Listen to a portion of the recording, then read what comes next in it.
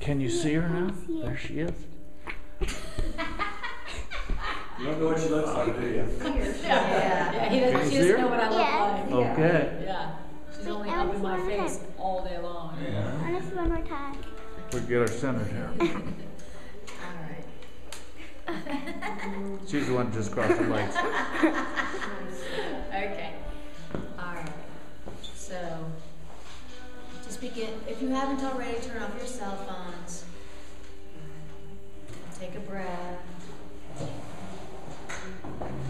And yawn.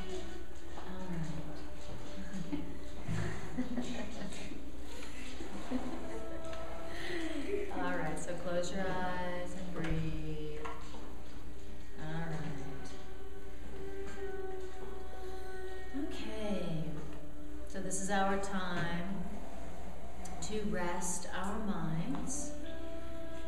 To rest our minds and to invite them to open. So we tell our minds, mind, it's safe to come back. It's safe to come back to the now. Come on back home. It's safe. To allow our minds to come back home to the right now. And this is where our minds can feel safe to rest and open.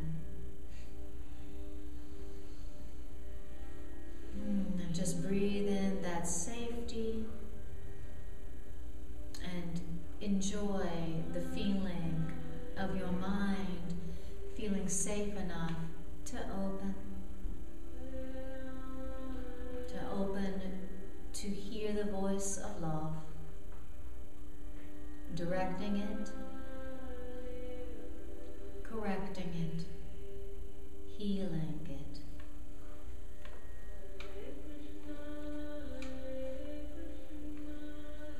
And don't forget to breathe.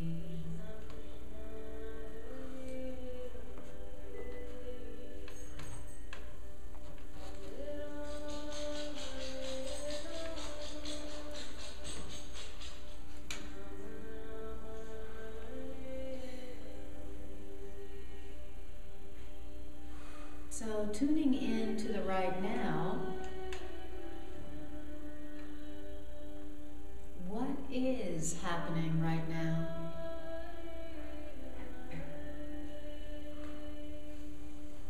And who is happening right now? What is happening now? And who is happening now?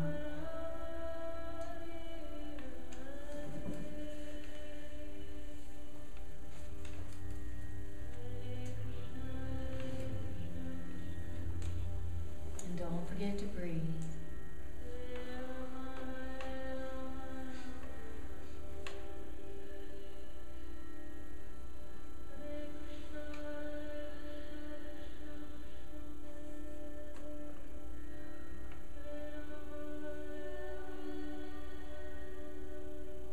And can you detect a presence that hangs out in the present?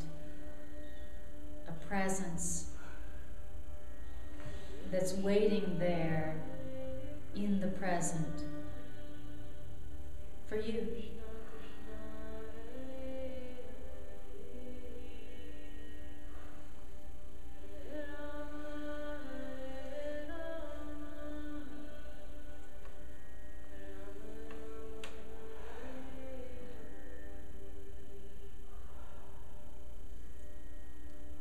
Who are you now? And what are you now?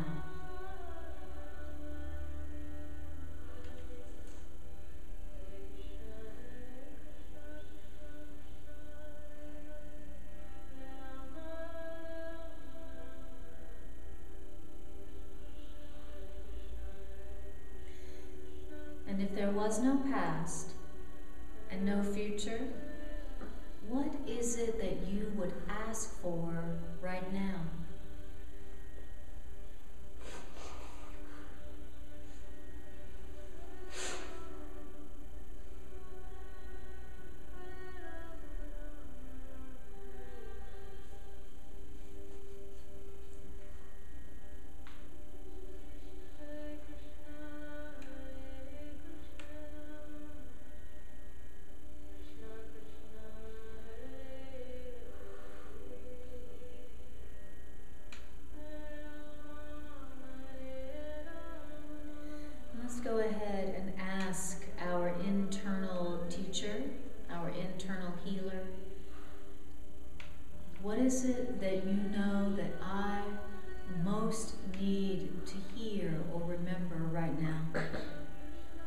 Please speak to me that I might be healed. And then practice listening to that still small voice.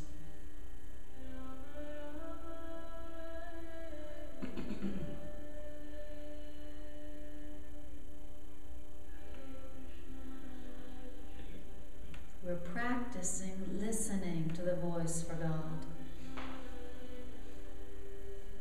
Of all things, that's the skill that we want to develop. I want to learn how to hear the voice for love. I want to learn how to hear the voice for love.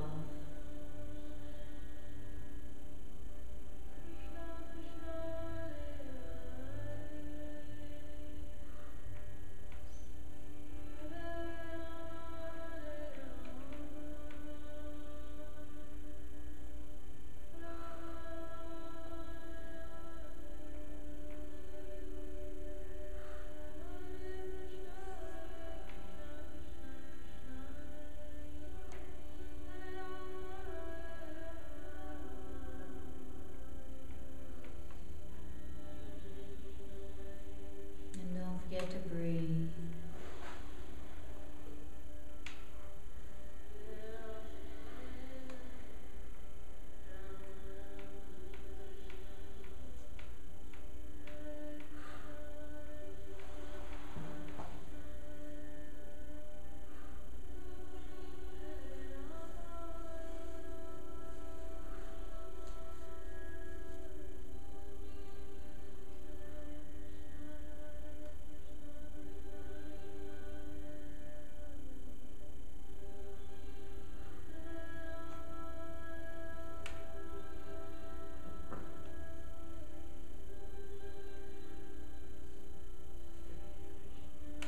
If you could hear the voice for God, what do you suppose it might sound like?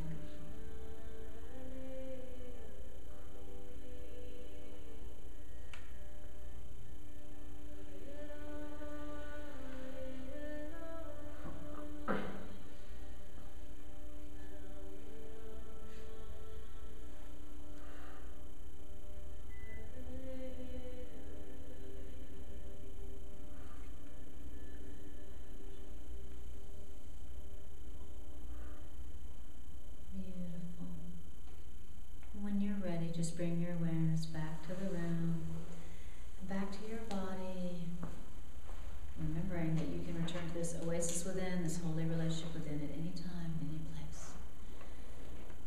Thank you, everyone. Thank you for your little assistance. You can go have a seat anywhere besides my lap. Okay? I can't teach with you on that. No, I can't.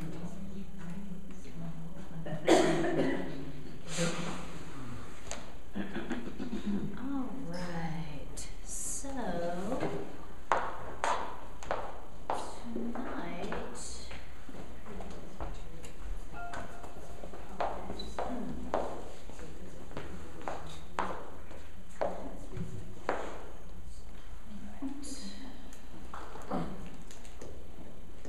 Ray, do you want to use this or my phone? Why don't you take my phone and give me some, okay? That's right. Let's see here. Okay.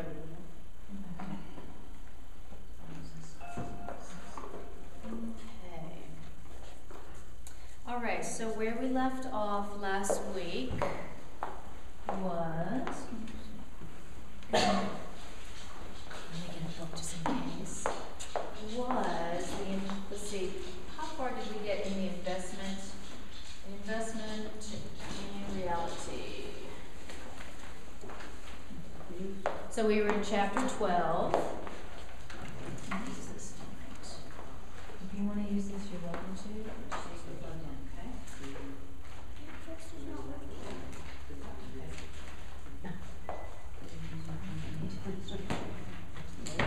Okay. All right. Chapter 12. Let's see where we left off. We were in the investment in reality.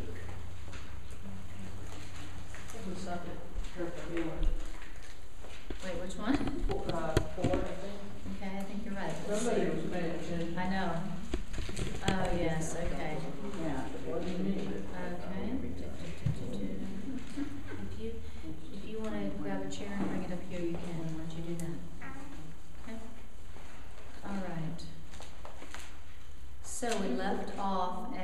we finished paragraph 4, or did we? Oh, actually we didn't do paragraph 4. Okay, so it said, so this is chapter 12, section 3, the investment in reality. And this was the section that talked about who are the poor, what makes one poor, what's real abundance. And we had heard last week that it said that the poor were merely those who had invested wrongly, okay? And then it said, let's see, Okay, so we said in paragraph, we're going to start in paragraph 4. So it has starts with instruction, recognize what does not matter, which means if someone asks you for something so-called outrageous, do it because it doesn't matter. Oh, I hated that line. Okay. That sounds so like unpleasant, doesn't it? Recognize what doesn't matter, which means what? If someone asks you for something, quote, outrageous, do it because it doesn't matter. No, why is that? That's because if you refuse to do their outrageous request, then your opposition establishes that their outrageous request does matter to you. Interesting. If they make a so-called outrageous request and you go, heck no, your refusal, according to this, does what? It establishes that their request matters to you. In other words, by your quick, like he said earlier, your quick responsive opposition lets you know that you think your salvation lies in not doing it, just like they think their happiness lies in you doing it. Okay? So he says, if they think that their happiness lies in you doing that thing for them, and you have a quick responsive opposition thinking that your happiness lies in you not doing that thing, then you're making the same mistake, according to this. Then he says, it is only you, therefore, who have made their request outrageous, and every request of a brother is for you. That's interesting. Every request of a brother is for you. Now, it says, why would you insist in denying them? Because to deny them is to deny yourself and to impoverish both. They are asking for salvation. They're asking for freedom, just like you are. Poverty is of the ego and never of God. And so, no, quote, outrageous request can be made of one who recognizes what is valuable and wants to accept nothing else. Well, now you see why I always hated that paragraph? I didn't like that. I didn't like hearing that if somebody made an outrageous request of me, that I should do it because it doesn't matter. Because it doesn't matter. And he's saying that, that my quick responsive opposition teaches us both that I do think it matters, which means I'm making a mistake just like they are. Okay? Yes, dear. You can have it if you want. All right. So he says, and we'll get back to that, I'm sure, won't we? I can see a lot of questions popping up in your mind. You're like, we'll get back to that part. Sounds like most of our power struggles, doesn't it? Thank you. Exactly. That's our power struggles right there. Exactly. Somebody's making an outrageous request of us, you know, and we're like, oh, that's outrageous. How dare you ask that of me? No way am I going to do that. Well, we're both making the same mistake. They're thinking that their salvation and freedom lies in me doing that thing for them, and I'm thinking that my freedom and salvation lies in not doing that thing for them. And we're both wrong. We're both wrong. Okay? So, then he says, in paragraph 5. Salvation, which is freedom or liberation, is for the mind. It's for the mind. Freedom and release is for the mind. I say I want freedom. I say I want peace. I say I want liberation. I say I want freedom. I say I want peace. Well, what is it we're talking about? Well, he's saying that the freedom and the liberation can only be of the mind, the mind. Freedom is of the mind. It's not a physical condition. Freedom is for the mind, and freedom is attained through peace. Freedom is for the mind and attained through peace. Wow. I have a lot of ideas about other things that freedom is related to. How about you? I forget that freedom is of the mind, for the mind, and freedom is attained through peace. I think freedom is attained through everything but peace. Power, fame, money, and physical pleasure, right? That's where freedom comes from, we think. We're not telling ourselves, aha, I want freedom, that's going to come through my mind, and it's going to come through peace. So something to remember. Well, when he says peace, does that mean that's just lack of conflict, right? Right. That's right. I Peace never is, equated freedom with yes, not having conflict. yes, exactly. Freedom is equated with no conflict, no fear. No internal. That's right. In other words, he says, peace, or the mind is the only thing that can be saved. The mind is the only thing that can be saved. What needs to be saved in this situation? My mind. And the only way to save your mind is through peace. The only thing that can be saved. Interesting. I feel like I need to be saved. I feel like I need to be saved, right? I feel like I need to be saved from this, and I feel like I need to be saved from that, and I feel like I need to be saved from myself, and I feel like I need to be saved from them, and I feel like I need to be saved from the world, and I feel like I need to be saved from the rulers, and I feel like I need to be saved from the politicians, and I feel like I need to be saved from the environment, and I feel like I need to be saved from poverty. And the only thing that can be saved is my mind. I can't experience being saved through anything except my mind. Only my mind needs to be saved. My body doesn't need to be saved. Only my mind needs to be saved, and there's only one way for the mind to be saved, and that is through peace. Wow, that's pretty radical, huh? That's so simple, I don't understand it. I hear what you're saying, sounds lovely, sounds simple, and I have no idea what you're talking about. It's interesting. So when you are in conflict, it is the same as saying, I feel like I need to be saved. I feel like I need to be saved. And so we need to remember that, the only thing that needs saving right here is my mind. And the only way I can save my mind is through peace. What do you mean through peace? I mean choosing peace, making the choice for peace. I'm going to choose for peace. I don't know why I'm doing that. I don't understand how that works, but that's what I'm hearing is the only thing that's going to save my mind, is a choice for peace. And remember, peace, like he says, what is peace? Is peace a set of conditions where everything works out like you like it to? And you get your way? Yeah.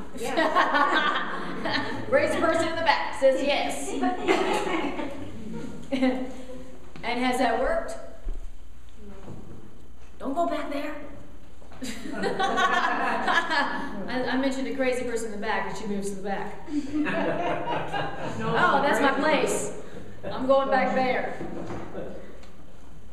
Well, that's because only illusions can conflict, right? That's right. And truth and peace are. Exactly. Say that again, Jim. Only illusions can conflict, and illusions are always of the mind.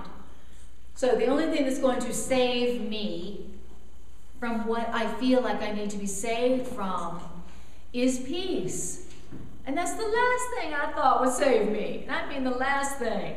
I wasn't thinking, oh my God, I need to be saved from my finances. I'm going to choose peace. That's not exactly, wasn't my first thought. It was like, I got to get another job. I need to make some better investments. He's saying that the only thing that can be saved and needs to be saved is my mind. And the only way to do that is peace. And the only way to have peace is to decide for peace. He says heaven and peace is a decision. It's a decision. It's a decision. It's not a set of conditions. It's a decision. So peace comes when I say, I would like to have peace. I have no idea how to do that, but I'm going to ask for it anyway. And so I say, peace is the decision I make today. Or I say, the peace of God is all I want, and I ask for the peace of God. And I have no idea what it is or how to have it. And that doesn't mean that I can't ask for it and receive it. So peace comes when you want it. Remember, peace is a decision. It's really, that's an important point for me. We all say we want peace. And we would all say we're trying very hard to have peace, right? But we're forgetting that peace is a decision, or it's a request, a decision, a request. There's a workbook lesson that says, the peace of God is all I want. The peace of God is what I want. I want the peace of God. Isn't that interesting? And so it's a good habit to get into, to remember that when you want peace, that it comes not from changing the circumstances or trying to figure things out or change yourself or better yourself or change someone else. It comes from going, I decide for peace. I want the peace of God. I want the peace of God. I ask for the peace of God. And then in not forgetting, you have no idea what the peace of God is. It's not your job to know. If you knew what the peace of God was, you wouldn't have to ask. You wouldn't need a Course in Miracles. Well, and I'm glad you said that peace is a decision, because see, that's the ego always just told me the peace is a set of conditions. And Yes. that's where the conflict comes in. That's right. Because That's right. Then I'm looking for these set of conditions. That's right. And they're never met. That's exactly right. That's where the conflict comes in. I've decided that peace comes from a set of conditions. Like if I just had enough money, and if I just had the right relationship, and if I just looked better, and if I just, on and on and on, if something outside of me were different, I would be happy. That's where the conflict comes from, because I'm putting my peace outside myself, and I'm putting my peace outside myself, and I'm putting peace outside myself. Totally forgetting. Peace is a decision. And if you can't make that decision, then for sure you can make a request. Peace is a request. I ask for the peace of God, and I want the peace of God. And the more you remember that you have no idea what it is and no idea how to get it, the faster then you will allow yourself to receive it. Isn't that interesting? Peace is something that you receive instead of something you make. What a relief, because I felt so inadequate because I haven't been able to make my own peace. I have felt so inadequate. When you try to make your peace, I'm going to make myself peaceful in this situation, and I'm going to make myself peaceful on this job, and I'm going to make myself peaceful in this relationship, and in this body I'm going to make. It's frustrating because you can't do anything but feel inadequate, because peace isn't going to come from something you make or something you do. It comes from a decision. I decide that I want that. Isn't that nice? I don't have to know what it is. I don't have to know how to get it. All I have to do is say, I want that. And I want it above all else. And so, I'm going to ask for it. That's how it comes. Isn't that amazing? It's just so simple, it's so easy that that answer could only come from a mind that was ultimately and unconditionally loving. Only an unconditionally loving creator would set it up where all you had to do is say, I want peace. I ask for peace. I want the peace of God. And then you receive it. Only an ultimately loving mind would set up that plan for you. That's the plan. Isn't that nice? This is where we forgot our original decision, isn't it? I mean, if peace is a decision, then our conflict was That's also right. a decision. We Absolutely. decided for conflict. Say again, if peace was what? Go ahead. No, she's asking you what you said. Oh, well, we decided for conflict, and now we're going to change our mind. We didn't realize we did. But that was a decision just like peace is. Right. And then it being the peace of God, what you were talking about, you don't make your own. You don't make You your own just peace. be willing to Yes. receive it, but don't try to go there by yourself. Yes. Isn't that a big relief to hear you don't have to make your own peace? Yes. I love that. Because I haven't been able to. Yeah. And I've been trying. And I'm tired. I'm exhausted. And I feel inadequate. I feel inadequate because I've been trying to do what I can't do. I've been trying to do more than my part. And so I'm tired. And I'm frustrated. And I feel inadequate. Anybody relate to that? You know, just feeling inadequate. I'm feeling, it says you can only feel inadequate if you are trying to do what's not your part. So if you feel inadequate in any area of your life or in any part of your consciousness, it's not because you're inadequate. You're not. It's because you're trying to do something that's not your part. You're trying to make your own peace, and you're trying to make your own happiness, and you're trying to make your own love. Boy, are you trying to make your own love. I'm going to try to make some love. In that you're doing what's not your part, and that your part is only to ask for what's already been done for you and already been given to you forever. That's your part. Isn't that beautiful? That's just too darn simple and too darn easy. My difficulty with that is I don't believe I deserve that. I don't believe I deserve to just receive all of peace just because I ask for it. I know. I wish I did. I'm working up to that. That's the purpose of this curriculum, is to get you to the point where you feel like you deserve to receive all peace just because you want it, just because you asked for it. And I mean, you deserved it even before you decided to ask for it. And I'm really glad you're saying this, because the ego tells me that I need to strive for it. That's right. I need to work for it. Yes. Earn it. That's right. So anything you have to strive for, anything you have to earn, anything you have to make is something you don't want. Wow, that turns the whole belief system of the world on its head, doesn't it? Wow, if I have to earn it, I don't want it. Oh my goodness. Oh my goodness. You saying the love that I have to earn, I don't want? That's right. Love you have to earn ain't love. It's hate.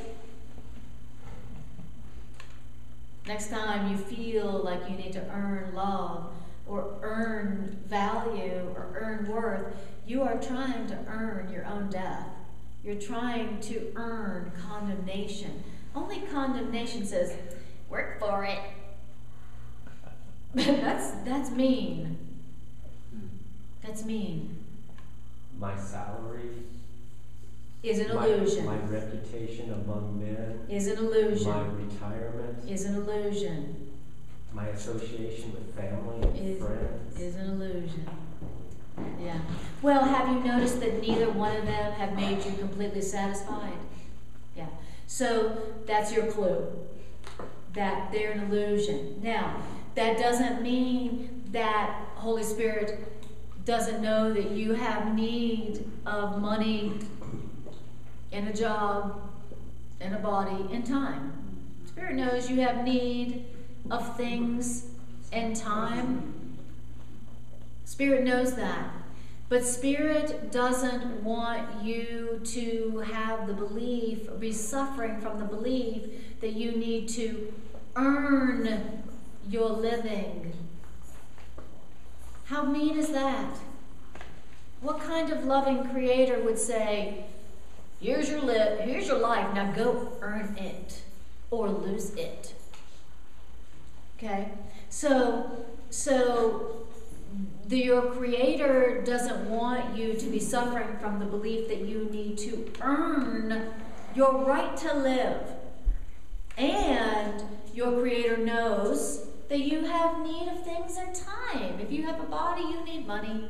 If you have a body, you need food. And if you have a body, you need shelter. And if you have a body, you need companionship and a sense of belonging. And Spirit knows that.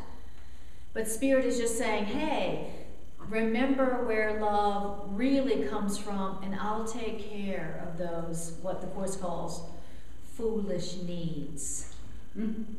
He goes, I will take care of your foolish needs. Is this where the seek first the kingdom? Yes, exactly. Seek ye first the kingdom of heaven, which is what? Your natural birthright. And all else will be added. What's the all else? Everything you need to stay in time. Everything else you need. The Course calls it everything you need to stay in time. Isn't that interesting? Same as saying everything you need to stay in a body. So it's not like Spirit is saying, just, seek me and starve to death. No, it's like, just remember what you're really sustained by. Remember where your real peace comes from. Seek it only from me, says God. Seek it only from me. Ask me what peace is. Ask me for the peace you need. Ask me for the comfort you need. Ask me for the abundance and the health you need. Ask me for the peace and the love. And then I'll take care of everything you need to stay in time. Everything your body needs. Are you saying that's what seeking, because I've never really understood, seek first the kingdom. Right. So that's what it means. Yes. Asking. Yes. It means when you are afraid, you seek peace from Spirit. It means when you're sick, you seek healing from Spirit. When you're lonely, you seek companionship from Spirit. When you're upset, you seek comfort and correction from Spirit. That's what it means to say, seek ye first the kingdom of heaven. Seek peace from me. And then I'll take care of the rest. That's what the Course, that workbook lesson, I am sustained by the love of God. It's the same message. It's the same message. That lesson is absolutely one of my core lessons in my spiritual medicine cabinet. Okay, can you sit next to me, please? Seek I can first see. what was it? Sit down, too. Kingdom. Okay, right here. Or kingdom of heaven, it really said. All right. So it says, liberation and peace, we're in chapter 5. Liberation is for the mind. Peace is for the mind. Peace is for the mind. Peace is of the mind. And peace or salvation is attained through peace. The mind is the only thing that can be saved, and the only way to save the mind is through peace. Any response other than love arises from a confusion about the what and the how of liberation. And this is the only answer. Never lose sight. So if you're responding to anything with anything but love, you're forgetting about what needs to be saved, and you're forgetting about how it needs to be saved. If your response is anything but love to any conflict, to any call for love, if your response is anything but love, I'm going to give love as the answer. If your answer to any conflict is anything but love, then you're forgetting what it is to be the thing that needs to be saved, and you're forgetting how. Okay? If I'm giving anger, attack, grievance, manipulation, avoidance, death, sickness, if I'm giving any other answer to my conflict besides love, then I just forgot that only the mind can be saved, and the only way it can be saved is through peace. Wow. He says, never lose sight of this, which means never allow yourself to believe for an instant that there is another answer. So what's the only answer? The only answer to conflict is this. Only the mind in this situation needs to be saved. That's the only thing that needs to be saved in this situation. Not the specifics, not the issue at hand. The only thing to be saved in this situation is the mind, their mind, and my mind, and the only way to save it is through peace. And so I choose for peace. Wow. Never lose sight of that is the only answer. Never allow yourself to believe there's another answer. That's because if I just do one of those things, avoidance, attack, whatever, Yes. that thought still stays in my mind, so the conflict's still there, so there's no peace. That's right. And the only way out of it is peace or truth, Right. which from that point I can do any of those things, it won't matter, That's right. because we've solved the problem where it is. That's right. Exactly. But we're always trying to do it out there instead Right. of here. Exactly. That's why it never seems to work no matter what we do. Exactly. A lot of times when I'm faced with a conflict and I feel like I got a conflict going on, I'm not thinking that the only thing to be saved in that moment is my mind and through peace. I'm thinking, I gotta fix this situation. They gotta change, and it's gotta change, and something about me's gotta change. Something's gotta change. I'm not thinking the only thing to be saved in this situation is my mind. When I've got a financial issue, let's say I look at my bank account and it's low. You know, what I could be saying is the only thing to be saved in this situation is my mind. And the only way to save my mind in this situation is through peace right now. I decide for peace. Holy Spirit, decide for peace for me. Holy Spirit, decide for peace for me in this situation where I'm perceiving some kind of financial conflict, financial lack. Does that make sense? Now he says, if you forget, if you lose sight of that the only thing to be saved in your conflict is your mind, and the only way to save it is through peace, if you forget that, you will surely place yourself among the poor.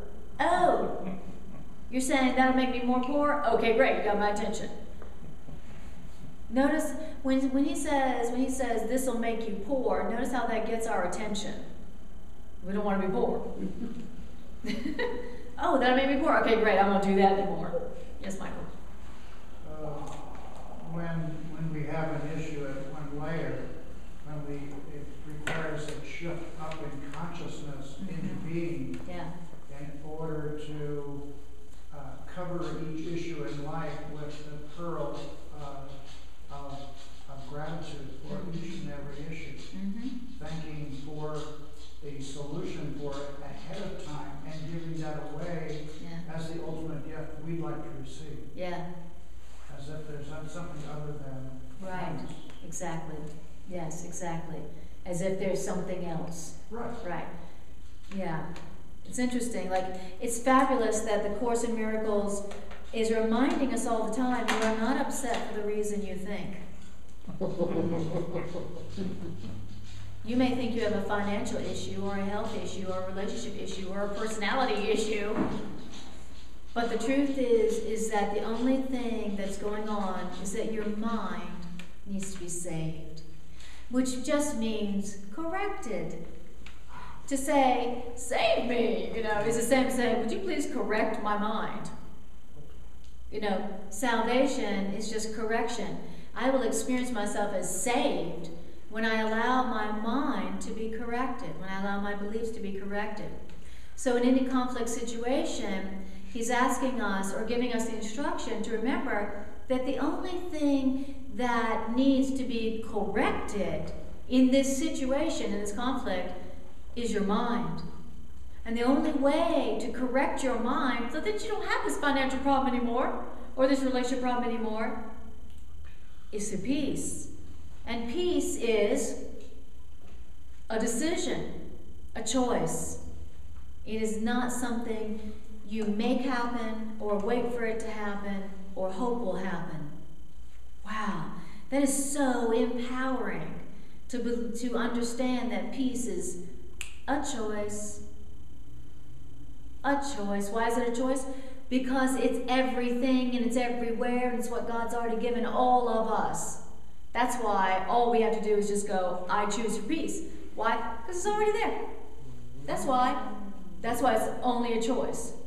Because it's already been given you forever with no strings attached. That's our inheritance.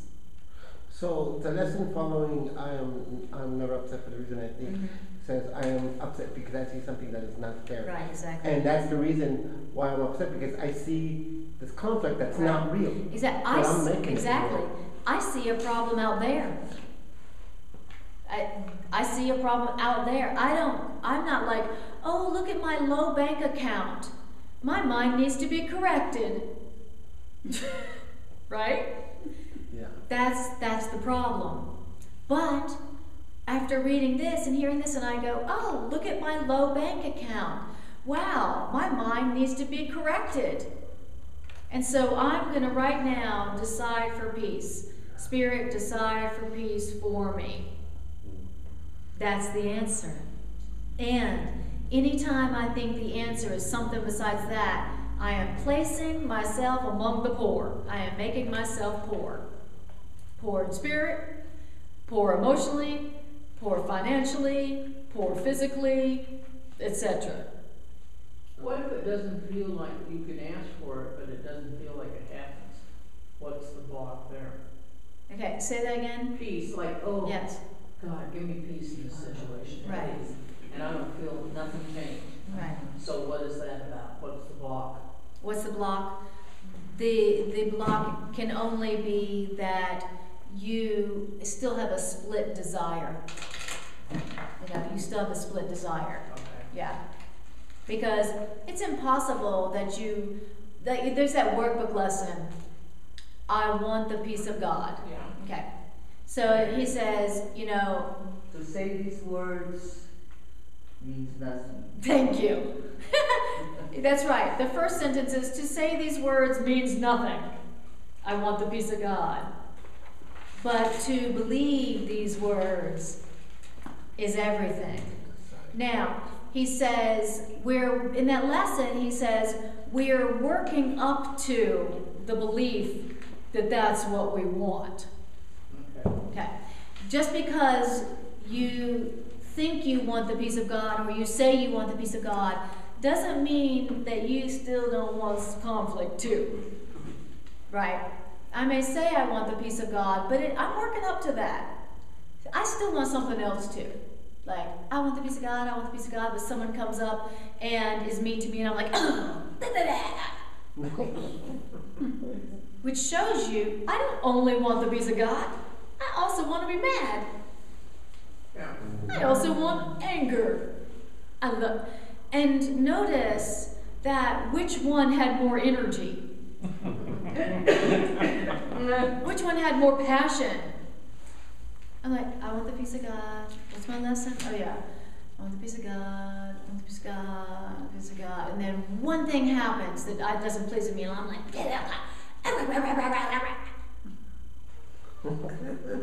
aha. I don't only want the peace of God. I also want to be angry. And judging by the passion that I had, I love being angry. Now, someday I'm going to be going, I want the peace of God, I want the peace of God, I want the peace of God, and that's it. And then somebody's going to cut in front of me and I'll be like, oh, hello. See? And then I'll know that I'm working up, I'm like making progress toward wanting only the peace of God. So Judy, what you're experiencing is a reflection of your split desire. Okay. You know, if you saying, I just want peace, I just want peace, I just want peace, but you're giving something besides peace, and you're giving something besides love, then You're giving it. yeah, if you say, well, I just want peace, but you find yourself giving something besides love in that situation, then you want to want only peace. Okay. Okay. Big difference. I want to want only peace is different than saying, I want only peace. Okay. So, all right. Interesting. So what Mommy says all the time, interesting. Interesting. When Arya's imitating me, she goes, interesting. Very interesting.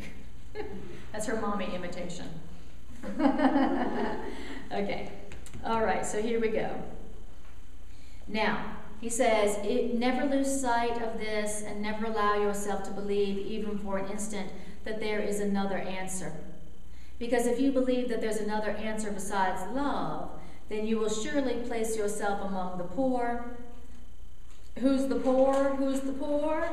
Oh, those who don't understand that they live in abundance and that freedom is come. Oh, that's who the poor is. Isn't that interesting? Let's do a little pop quiz. Okay, shall we? Let's do a poor pop quiz. Okay. Do you know that you live in abundance? Not just visit. Not just take a vacation in it on weekends. Do you know you live in abundance? Every day, every moment, do you know you live in abundance? No. I would like to say no. I'm going to say no. And do you know that your freedom is come? Did you know? Did you know your freedom was here? Did you know your freedom's like right out here waiting for you? Did you know? Freedom count right there. Did you know that your freedom is come? I don't know anything, but Okay. I have experiences of a taste of it. Yeah. Okay.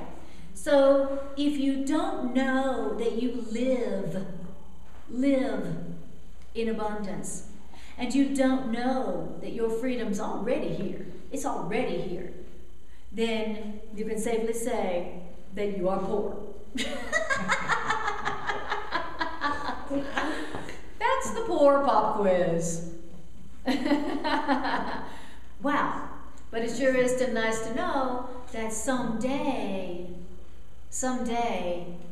as a matter of fact, anytime I want, I'm going to know that I live in abundance. I'm not going to be saying, oh, I live in Golden, Colorado.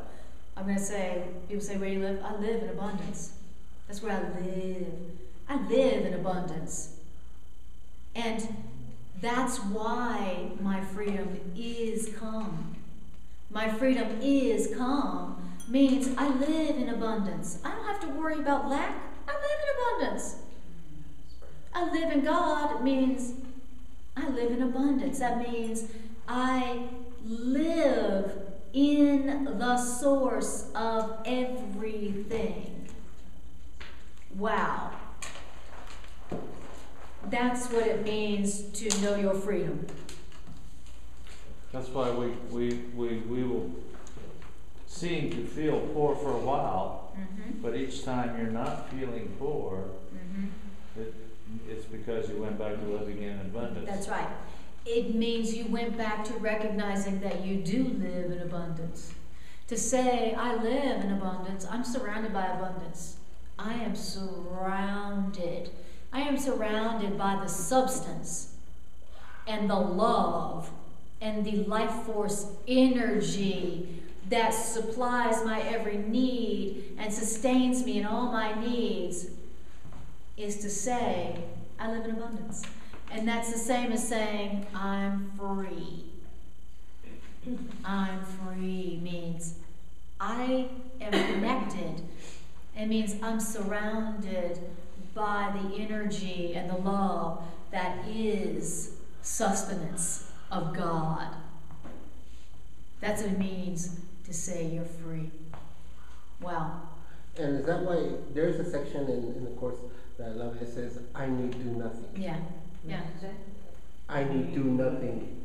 Because if I realize and recognize that I have abundance, I don't need to do anything to get it, because I already have it. Exactly. Exactly. Mm-hmm. Yes. Yes, go ahead, Julie. Well, I find too, if you, well, I started doing about a year ago, is I made a list of things I was grateful for. So if you say that, I try to incorporate it in the morning or when I go on a run. Then I find, well, that is abundance. That's right. And it's not, I'm thankful for my house, I'm not saying car, I'm going family, I'm doing things that are not basically material. Right, that's right. That's right. Yes. I'm having problems with right now. I think that's helpful. Absolutely. To remind yourself you are abundant. Yes. Well, you know, like the Course says, love or abundance, or let's say wealth. Wealth is the way I walk in gratitude. You know, we've been hearing that the first thing that you should do when you're wanting to remember your true wealth is to be grateful. Wealth is the way we walk in gratitude, because when I say thank you for fill in the blank, what am I saying? I'm saying I have it. I live in abundance. Gratitude acknowledges what you already have. Yes?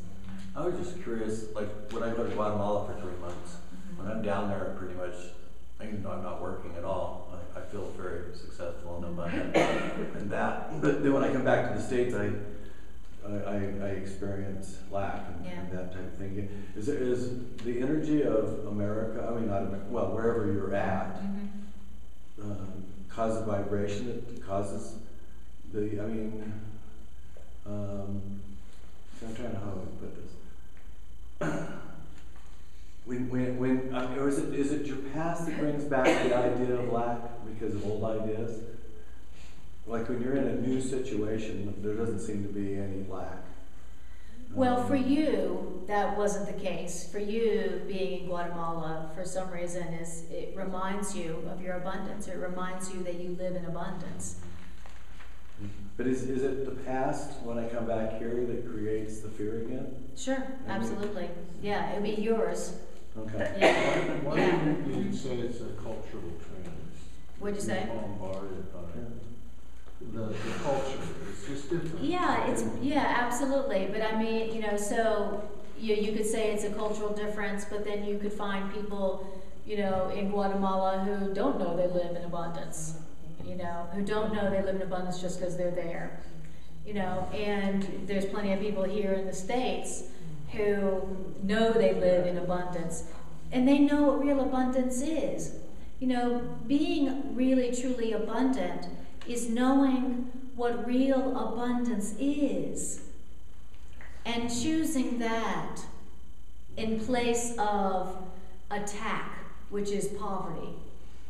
Okay, so real wealth is knowing that peace is abundance, and poverty is the choice to attack instead of love. So, you know, if you ever heard that phrase, it was the title of a book at one time. You can't afford the luxury of a negative thought. Yeah. Remember that book? I think about that a lot. You know, I think about that I could choose a grievance in this situation and be plenty justified and have lots of people who go, yeah, you should be angry at that person, they did you wrong. but I am choosing that grievance at the expense of my own abundance. You know, I always imagine myself, you know, if I attack that person, I'm taking money out of my account. I'm taking, you know, I'm depriving myself of the things I need to stay in time. You know, so in this section, he's really wanting us to connect poverty with attack, right? So that's what he says here. He says to identify, this is paragraph 6, to identify with the ego is to attack yourself and make yourself poor. That's why everyone who identifies with the ego or attack, everyone who uses attack feels deprived, feels poor. Everyone who attacks is someone who's identifying with their ego, and everyone who attacks feels poor, feels deprived. How interesting to hear that that's where poverty comes from. Poverty comes from attack. Poverty comes from identifying with my ego. First I identify with my ego, so I go, oh, I'm so vulnerable that I need to defend myself against that person's opinion. Okay, that's what the ego does, right? Okay. That is identifying yourself with the ego. And when you identify with your ego and see yourself as so vulnerable that you're under attack by people's opinions of you. Sounds funny when you hear it, huh? And then you attack in defense of your vulnerable identity.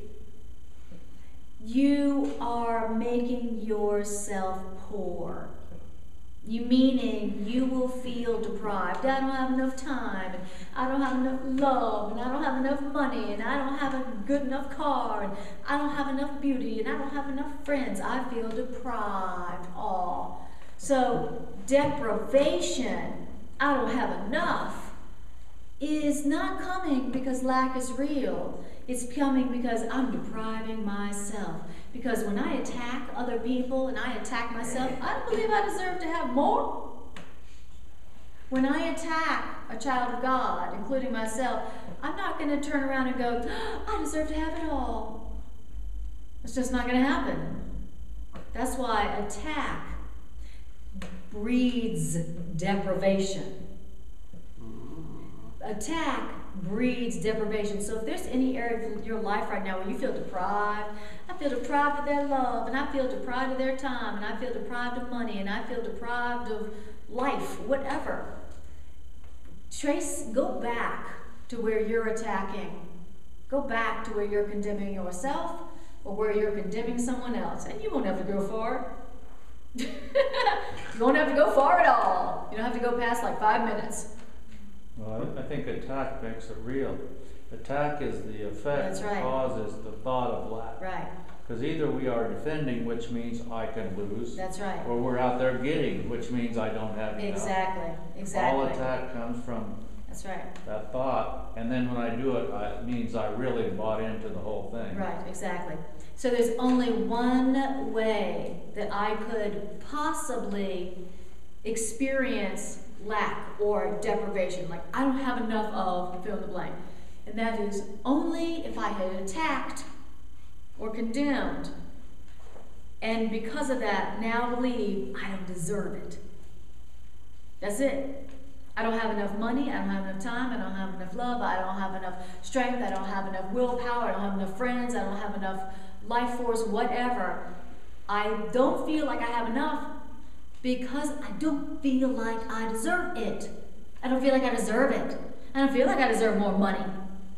And I don't feel like I deserve more love and more friends and more beauty and more power and more time. Why? Because I sought to deprive someone else of it with my judgment. I was like, I can't believe they got all that money for what they do. I can't believe they're rich. What did they do? They didn't do nothing. I'm sorry. Okay?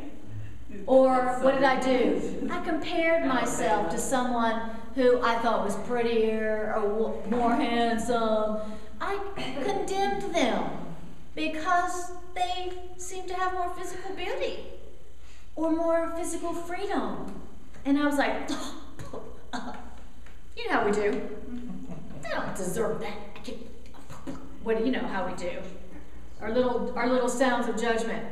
And I judged people. I condemned people for having more money, having more freedom, having more beauty, having more love. I attacked. I condemned. And after I condemn or attack somebody, how in the world do I expect to feel like I deserve it myself? It's not possible. And so, like the Course says, if you, whatever area you feel a lack or deprivation in, you want to trace it back to where you have been attacking, either yourself or another. And once you find that attack, once you pinpoint it, and it shouldn't be difficult. Like I said, you're not going to have to look far. Once you pinpoint it, you go, oh, this, Holy Spirit, please look upon this attack. Please look upon this condemnation that I made on this person or these peoples or myself. Please look upon this condemnation and correct it for me. Correct my belief. Judge it for me.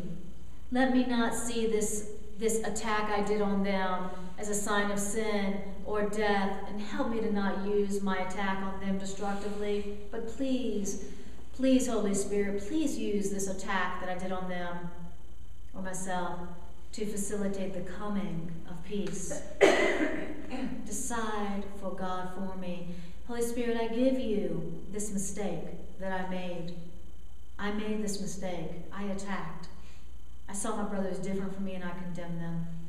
And I ask you to take this mistake from me and use it for the good of all. Correct my belief that this attack came from.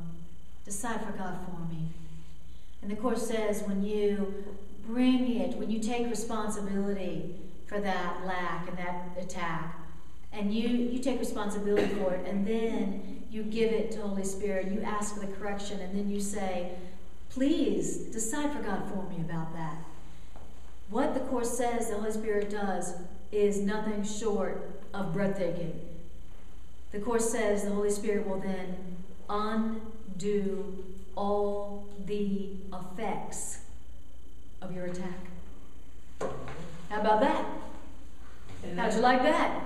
How'd you like Holy Spirit to undo all the effects of your attacks for you? Can't get a better deal than that. So that's the miracle. He undoes the effects of our thoughts on us. Yes. Our thoughts Yes. will affect us, except we have this one out. That's right. It takes the power of God, though. That's right. It's not something you can do. You can't go back and fix it yourself. You can't go back and fix your mistakes yourself. Oh, I really condemned that person up one side and down the other. Gee, I wish I could go back and undo that. Well, you can't. But your loving right mind, your teacher, your guide, the voice for God given you, can. He can turn all the effects of your attacks into miracles that bless the world. How about that? Did you have a question, Michael? Or a comment? Well, thank you. I really Yes. like that part that you're working with the shadow. Mm-hmm.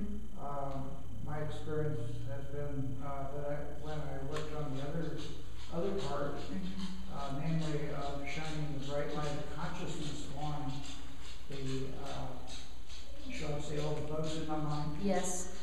They would always show themselves the moment that I affirmed, as I sort of to say money. Yes. I passed it out and said, thank goodness there's plenty more where that came from. Yes. Nice. And all of them jump up and immediately and show where they are. That's right. Nice. Immediately. And Nice. it's just a matter of saying, wow, thank you. Yes. That's a gift. Yes. Wow, Thank you. That's a Yes. gift. Absolutely. And offer it up. I love that affirmation that, wow, I sure am glad there's more where that came from. I love that. Thank you. That's great. So next time you give money or receive money or anything of value to you, say, boy, I sure am glad there's more where that came from. That's a great affirmation. Does this work on when you're condemning yourself? Absolutely, it's the same thing. Same Absolutely, same thing. Absolutely. Yeah, it's hard to feel like you deserve more love when you're condemning yourself as unloving. It's actually when you need it the most. That's right. That's right. Like the Course says, anything missing in any situation is what you have not given. So instead of trying to fix the lack as you see it, look for your attack as you made it. And then once you found it, ask Holy Spirit to look at it, judge it for you, take it from you, correct the belief behind it for you, and then decide for God for you about it. That's the formula that A Course in Miracles gives for how to undo the source of the deprivation and also undo all the effects of it in your world. And so I'm a little confused because I'm still operating under the belief that like the ego is attacking, and so then I need the Course to defend myself against it. But if I just got this realization that maybe I'm defending because I still don't believe that I deserve it. That's right, exactly. And that's why I'm now, finding this need to defend. Right. And the other side of that is, if I'm depriving myself of it because I don't believe I deserve it because I haven't been giving it, then the way to feel like I deserve it is to give it. So if you want more love, don't go out there and try to get it. Give it. If you want more money, don't go out there and try to make it. Give it. If you want more time, don't go out there and try to make it. Give it. Because if you gave something, how can you ever believe you don't deserve to receive it? How could you believe you don't have it? How could you believe you don't have it if you're given it? Exactly. Exactly. What time do you guys have? 8:45. Perfect. Let's stop here. You can just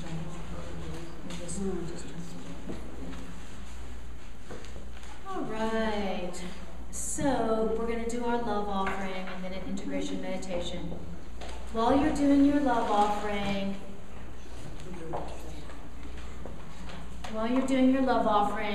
thank you for your love offerings. Thank you for your expressions of appreciation. Thank you. Gratitude. And your expressions of gratitude. Thank you.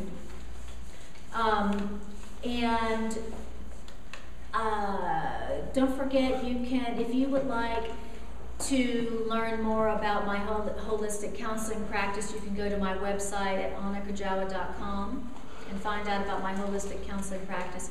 If you know of somebody who could use some support like this, combined with traditional psychotherapy, send them to my website. Also, all of my classes are up online. Now, they're on YouTube. So you would just go to youtube.com, put in my name, Anna Kujawa.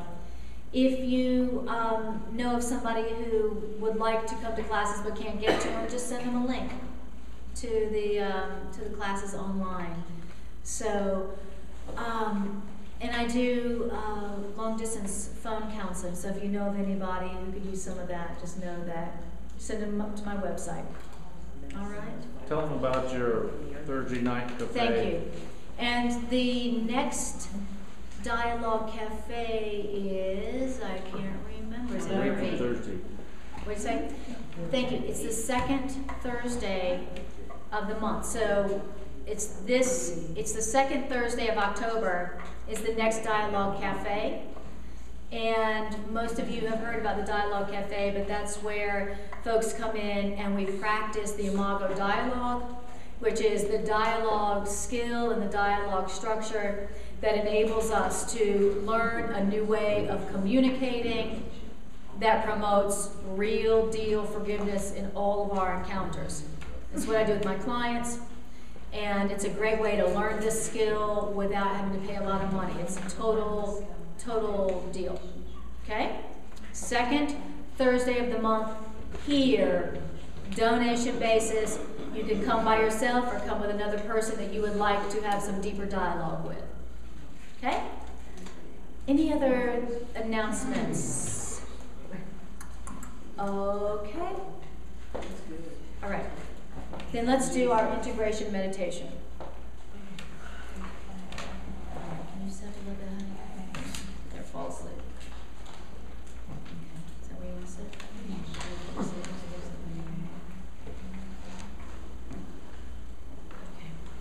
All right, so I don't have any music tonight for the meditation. All my electronics down, out of juice. So I invite you to close your eyes. If you need juice, you should get Oh, well, thank you, my teacher. She said, if you need juice, you should give juice. It's so wonderful to be in a relationship with Course in Miracles students. You said that whatever is lacking in any situation is what you haven't given it. So why don't you give it to me, and then I'll give it to you. That's right. Don't have your friends, partners, and family come to class with you. You don't want them knowing that if you're giving anything but love, you're projecting.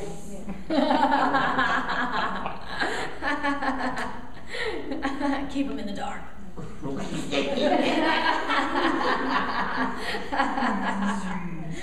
No, I'm just kidding. All right, so close your eyes and take a breath. And just breathe. And tune into how you feel right now, having heard these ideas tonight.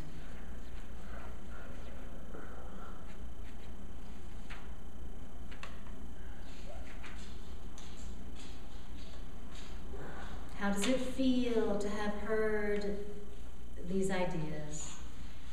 How does the truth feel in your mind, in your body, in your emotions?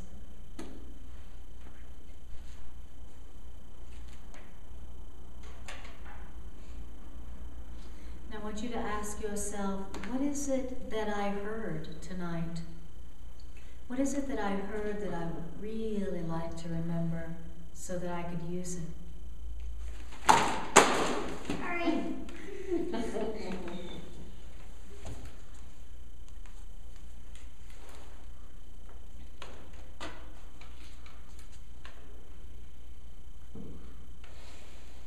And just breathe.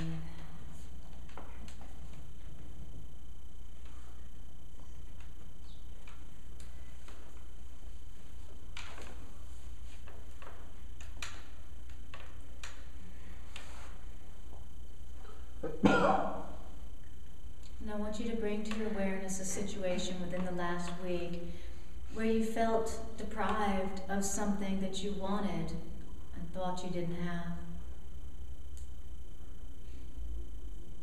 Was it time, money, love, friendship,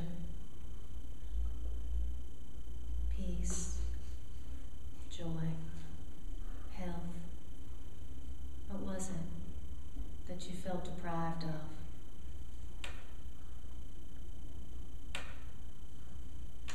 And then I want you to notice the emotions that you had with that feeling of deprivation.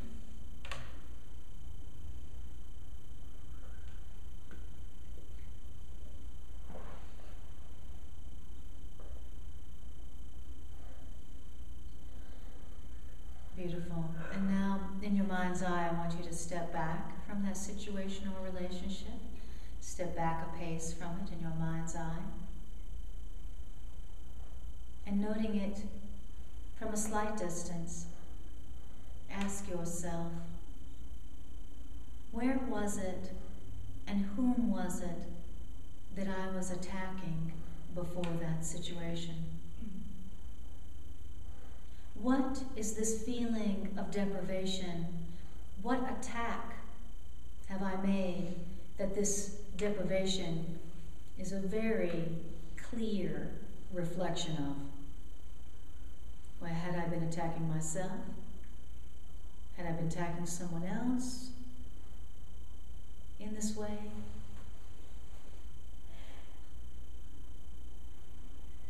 If it was a financial deprivation, who had I been attacking around money? Them? Me? Look for the source attack. Who had you been condemning for doing the same thing or the same problem?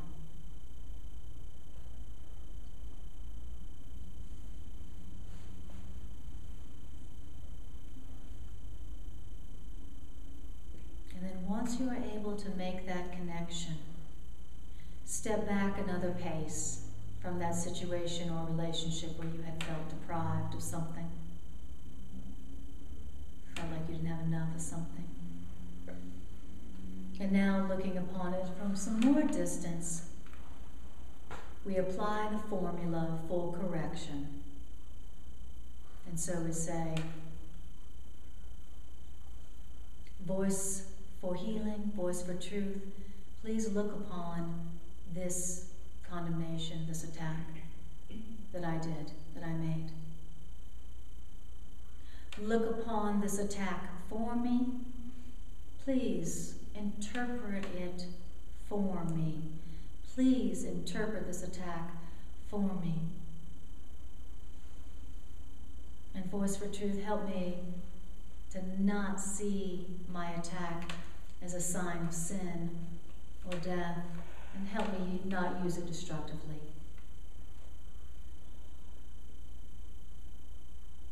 But voice for truth, please show me how to use this to facilitate the coming of abundance or the coming of peace.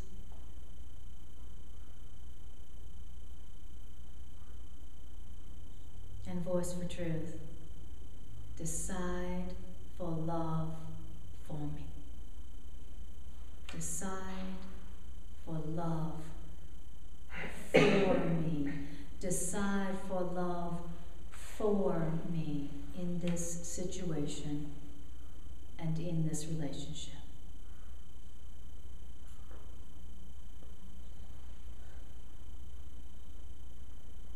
And then just breathe. Breathe in the answer. Feel what that feels like. Feel what it feels like to apply that answer to the problem of attack. Feel the real answer to poverty. What does it feel like? And let this answer to poverty sink deep into your awareness, taking root, so that you have it when you need it next. And just breathe.